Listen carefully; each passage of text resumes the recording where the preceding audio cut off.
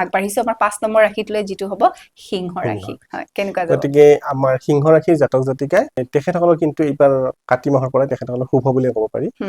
সিংহ ৰাশিৰ জাতক জাতিকাৰ শৰীৰৰ ক্ষেত্ৰত কিছু মিশ্ৰিত ফল আছে কিন্তু পৰিয়াল আৰু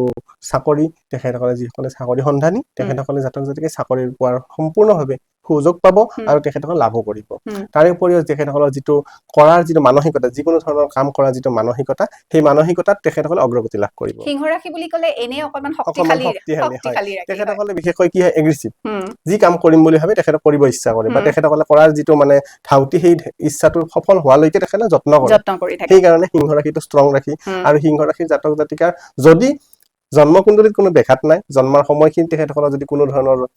অশুভ প্ৰভাৱ নাথাকে তেতিয়াহ'লে নিশ্চয়কৈ তেখেতসকলে শুভ ফলে পায় কিন্তু সময় আৰু জন্মৰ সময় আৰু জন্মৰ নক্ষত্ৰৰ ফল অনুসৰিহে প্ৰত্যেকজন জাতক জাতিকাৰ ভাগ্যখন তাৰতম্য হয় বেলেগ বেলেগ হয় গতিকে প্ৰতিজন জাতক জাতিকাই যদি তেখেতসকলে প্ৰতিদিনে হনুমান চালিসা জপ কৰে আৰু শক্তি পাব আৰু পাৰিলে প্ৰতি মঙ্গলবাৰে তেখেতসকলে ৰঙা সেন্দুৰ হনুমান মন্দিৰত দিব পাৰে দিলে তেখেতসকলৰ শৰীৰৰ মানে সিংহ ৰাশিৰ জাতক জাতিকাৰ কিছু ক্ষেত্ৰত কি হয় কেতিয়াবা মানে পিত্তজনিত ৰোগ মানে আমাৰ যিটো পিত্ত মানে হল গেষ্ট্ৰিকৰ কাৰণে তেখেতসকলে অসুবিধা পাব পাৰে কিছু আৰু যিহেতু সিংহ ৰাশিৰ জাতক জাতিকাই অকণমান খাই ভাল পায় খোৱাৰ ক্ষেত্ৰত কিছু তেখেতসকলে আগ্ৰহী আৰু সেইকাৰণে তেখেতসকলে শৰীৰৰ কিছু এনেকুৱা ধৰণৰ অসুবিধা হ'ব পাৰে আৰু সেয়েহে তেখেতসকলে মঙ্গলবাৰ যদি সেন্দুৰ হনুমান মন্দিৰত দান দিয়ে তেতিয়াহ'লে তাৰ পৰা তেখেতসকলে সুফল পাব ব্যৱসায়ী দিশটো আৰু লগতে শিক্ষাৰ্থীসকলৰ কাৰণে ভ্ৰমণৰ কাৰণে কেনেকুৱা হ'ব সিংহ ৰাশিৰ জাতক জাতিকা কিন্তু ভ্ৰমণটো এইবাৰ নৱেম্বৰ মাহত বিশেষকৈ তেনেকুৱা ধৰণৰ শুভ বুলি ক'ব নোৱাৰি ভ্ৰমণটো নৱেম্বৰ মাহত আমি যিহেতু মাহৰ ফল বিশ্বাস কৰি আছো নৱেম্বৰ মাহত শুভ বুলি ক'ব নোৱাৰি তেখেতসকলে দূৰ ভ্ৰমণ নকৰাই ভাল আৰু বিদ্যাৰ্থীৰ ক্ষেত্ৰত তেখেতসকলে বিদ্যাত শুভ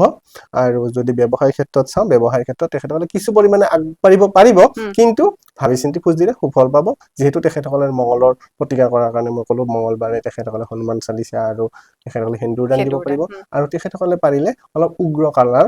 বা উগ্ৰ ৰঙৰ কাপোৰ পৰিধান কৰিলে তেখেতসকলে শুভ ফল পাব সংখ্যা কি হ'ব শুভ সংখ্যা 6 আৰু শুভ ৰং যিকোনো উগ্ৰ ৰং বুলি মানে উজ্জ্বল ৰং তেখেতসকলে ধাৰণ কৰিব পাৰে ধাৰণ কৰি তেখেতসকলৰ এই মাহৰ ফল অনুসৰিও ভাল আৰু যদি তেখেতসকলে উজ্জ্বল কালাৰ পিন্ধে তেখেতসকলৰ গোটেই বছৰটোৰ কাৰণেও শুভ ফলেই পাব হয়